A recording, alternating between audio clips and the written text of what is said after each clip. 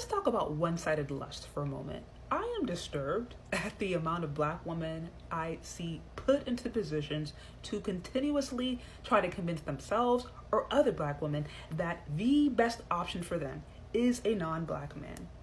And one of the main issues with this whole dialogue is that the sentiment is rarely, if ever, returned. I mean, think about it.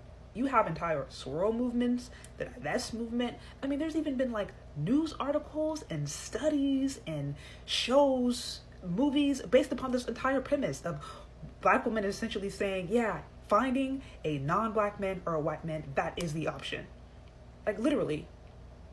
But we don't see this sentiment returned from other men, other races of men.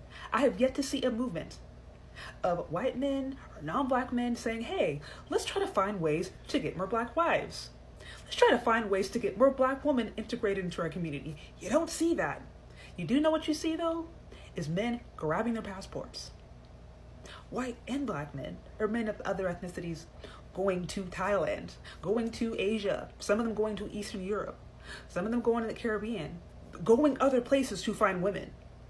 So while we're over here talking about divest and swirl and expand your options and all the reasons why getting a white guy or a non-Black guy is the best, these men are taking their passports and leaving.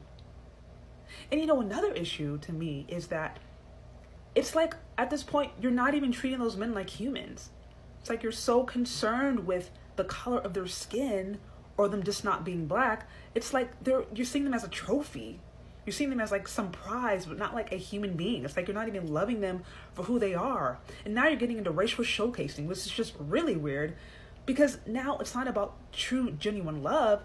It's about fulfilling some weird, sick desire or about just giving into self-hatred or maybe about trying to make somebody jealous. I don't know. But either way, it's just not a genuine desire. Like I said, it's one thing to fall in love with somebody, whether they're inside of your race or outside of your race, and really love that person. But it's another thing to just see their whiteness or their non-Blackness as a prize.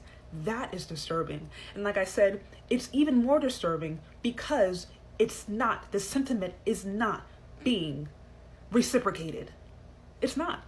And I think at the end of the day, instead of there being such a focus and an emphasis on trying to say why Black women have to go date and marry out, why that's the best option, we should be focusing on men's character, their connection with God, our own healthiness, and then you're going to be able to attract good men regardless. But don't get into racial showcasing because that makes us look desperate.